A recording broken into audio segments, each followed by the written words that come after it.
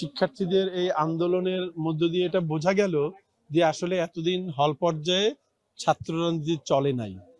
কারণ আজকেই তারা প্রথম প্রতিক্রিয়া জানিয়েছে।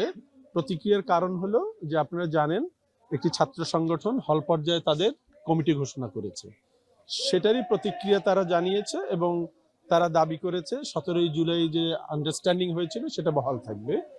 তারা প্রবোসদেরকে দাবি জানিয়েছেন। স্বাভাবিকভাবেই প্রবোসরা এতদিন এই যেহেতু স্ট্যাটাস কোটা ছিল সেটাই বহাল ছিল, তো প্রবোসরা সিদ্ধান্ত চাচ্ছিলেন।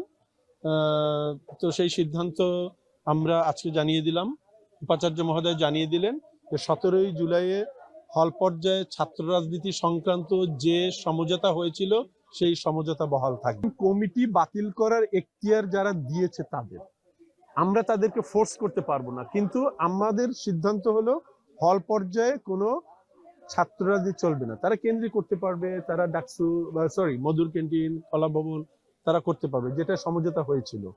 কিন্তু আমরা কোনো ছাত্র সংগঠনকে ফোর্স করতে পারি না যে আপনি বাতিল করেন। কিন্তু আমাদের তরফ থেকে জানানো হয়েছে হল পর্যায়ে এটা নিষিদ্ধ যেভাবে সিদ্ধান্ত হয়েছিল 17 জুলাই সেটা বহাল থাকবে।